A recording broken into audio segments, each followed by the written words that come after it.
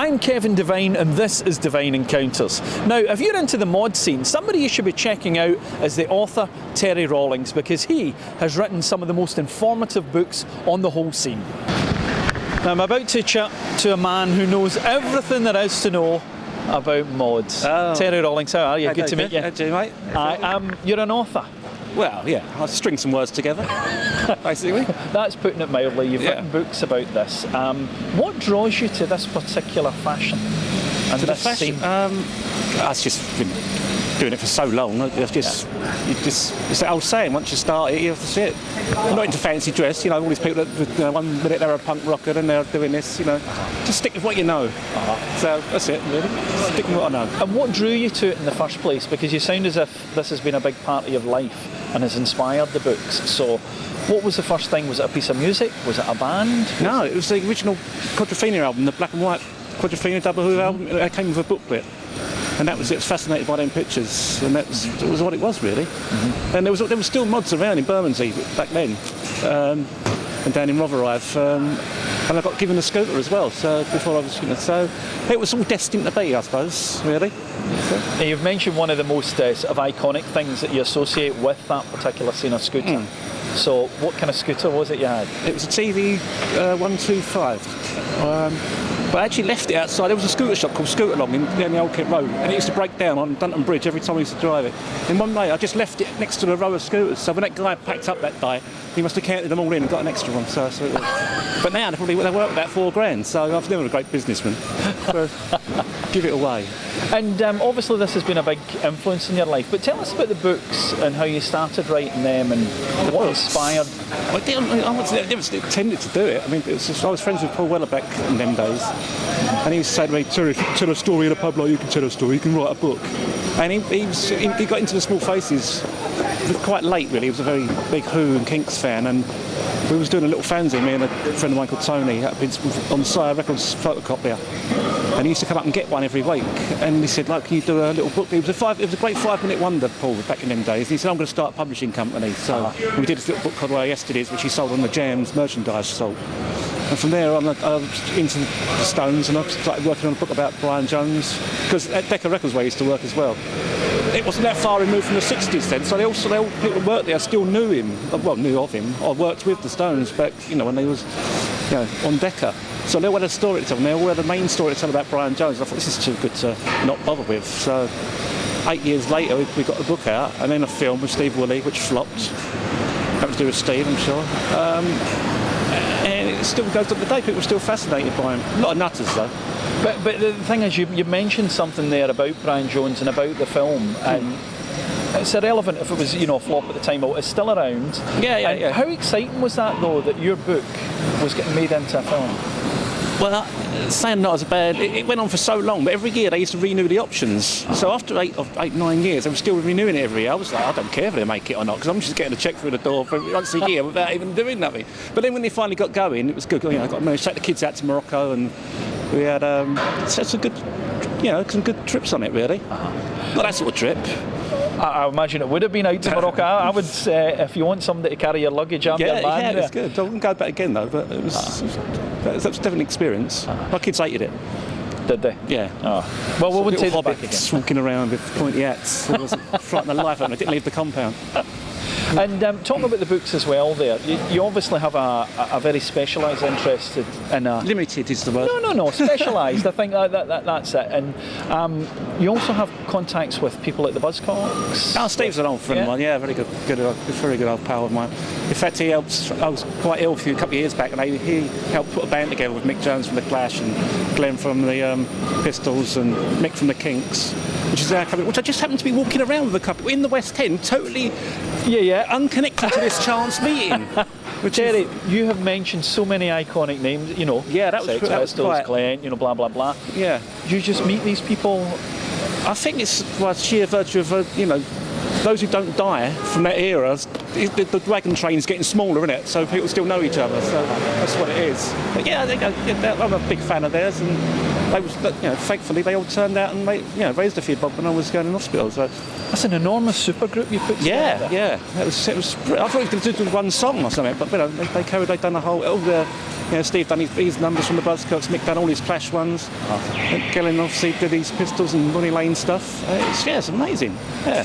You've got some contacts, I have to say, in the music world. Yeah. The next day I was still ill. I was like, yeah, that was great. The next morning I woke up and thought, oh, hang on, that didn't kill me, So, but thankfully, I was going to say that. Let's clarify this. You were ill with cancer, but you're now okay. Yeah. So, I have to keep going every 6 months up to Basingstoke, where it's a miracle doctor managed to sort it all out. So, that's very touch and go. It's a great result, though. Yeah. And I haven't learnt much by it, though. I haven't suddenly gone and found God or, give up the booze or nothing. But it's still a bit of a rock and roll lifestyle. And talking about the music, who are the ones that when you were growing up, you've mentioned a couple of bands that you did like there, but were there specific artists that you either aspired to be, because you're not a musician yourself? No, not really. No. I mean, what it was is because I worked, I started off working at Decca Records when Gary Crowley just left, and from there I went to Sire Records, and Sire Records to Warner Bros. I knew the people that was on the label, so you'd go to these gigs of people you sort of got to know because of the label, so they weren't really, you sort of grew up with them rather than be fans of them, because they were starting out as nothing, like the Pretenders. They was all in a place down in Parker Street, and you sort of see them get bigger and bigger and bigger, so it wasn't like you picked a band to be a fan of. You sort of seemed to know them all because that's where it was. Because there wasn't that many young people working in the record industry in the companies. I think the nearest oldest person to me back at Decade days was in their 50s, and I was like 17. So it must have been a great experience, though, to see these bands that you've nurtured. What exactly were you doing with Decca at the time? Decca, postboy. You were in the post room? Yeah, I was a postboy. Gary was the postboy first. And he was leaving, and because I was a mod and he was a mod, he sort of like just replaced like for like, you know what I mean? So he went up to the manager and said, look, I'm going on Monday. Terry, but I'm having a job. So, I was skinny, I looked like him. So it was like, why don't you start Monday then? And that was it. So it was the uniform that got you in? I had a Parker on. Mr. Parker. And, so I might as well stick with this, just gets me a job. And it's been good to me, the old mod thing. I was going to say that because you've published a couple of books about it. It's obviously had such a heavy influence in your life there. What is it about the style that gets you? It's just really British, isn't it? I know it takes lots of influences from France and Italy and all that. It's timeless, isn't it? Ska and all that nonsense, all dressing up, isn't it? And, New Romantics and baggy and all that. It's all just 5-minute wonder fads, isn't they? But mod seems to have endured. I know it was a dirty word when we was mods the second time round. You used to get your face punched in just for wearing a parka. I never understood that, And it was like teddy boys walking around and stray cats, polecats, scar people, and pick on them mods, give them a kick in. It's like, I don't know, I never understood it. Do you think this is harkening back to when mod first came out, though, with all the, the bank holiday battles at Brighton and... Well, when people were walking around with, tablecloths and tartan skirts on, and they weren't getting touched at all, we'd curtain up with a pair of rush flaps, you get your face punched in. Hey, hold on. I have to say, I was one of those guys walking about with the scarves on. That was the new romantic thing. That was what really grabbed me. But you mentioned it as kind of timeless, but it's not just people that were around at that time. You now have a lot of young guys that are coming up, and they're hitting their teenage years, and they're going, boom, that's for me. Now it's thanks to people like Oasis and Notion Colour, it's all accepted now. It's the thing to be. But it wasn't when we were fighting the mod war. It wasn't. It was totally the scorned dog of a movement. So but the ones who stuck with it are still doing it. Not all got their hair, but. And out in the scene just now, who are the sort of up and coming bands that are there that have maybe adopted this style that you're going out to see and thinking, you've got it? There was a little band that sent me a CD the other day called the Lost Boys from Southampton. They look like they've got it.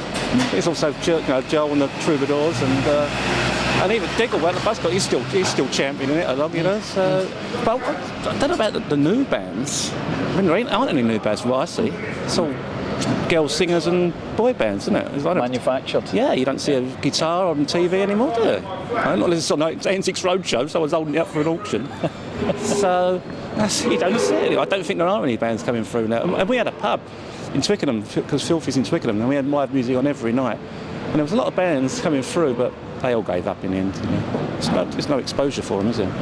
You know, it's got to be your Rihannas and your Adeles and your One Directions, isn't it? Really. Well, I have to say, those boys seem to be doing all right. Yeah, but they're not, all right. you know, Yeah. hey ho, that's the music business, as is. Yeah. And what other projects are you working on just now? Have you got other books you're working on? Just again, we have the story of the Chords coming out, Yeah. which is a little band from South London, 1979, and well, And is this a film? Or is it it's a film and documentary and a live gig, and because they reformed. And then broke up again, and then they reformed and then broke up again. So it's a real rock and roll story. Then. yeah, they seem to have really good luck, but followed by disastrous bad luck. You know, because after the tour, Billy, singer, and Buddy's family, they all live in Japan. They got hit by that nuclear reactor thing, and it was like, that's bound to have an effect. And this is all covered in this. Yeah, it will be. Yeah. So it comes out 25th of this month of July. And if we want to find out more about your books and about you, do you have a website? Where can we go for that? Just Terry Rawlings. .com thing. It's all out there. I don't know. I wasn't meant for these times. .com thing. Do you know what they should maybe bring out instead of .com? They should bring out .mod. Yeah. And then you would know what that. Well, there you are. I think I've just thought of it. So if anyone comes up with that, I'm claiming it.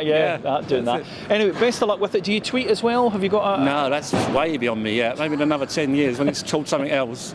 Tweet. I'm just really not good. I can't even do Facebook. I have to get my girlfriend to come home and do it. Yeah, and do all that. Yeah. Well, I'm really sorry we haven't got any scooters lined up for you. It's one of but, Boris's bikes, but you never know. You can get some lights and mirrors on it. It'll be all right. I'm going to take a wee trip round the streets now and see if we can find your old bike. Yeah. What did you say it was worth? $4,000? It would be now. What registration was it? Don't know. Tweet. I don't know. I did have a mini moke that was called Reg. That was easy to remember. Right, we'll keep an eye out for the both of them. If we see them, I'll let you know. But good to meet you today. Andrew, good luck with all the books and things, and Thanks keep writing. a lot. Yeah, Cheers, well, mate. Bye-bye. Bye.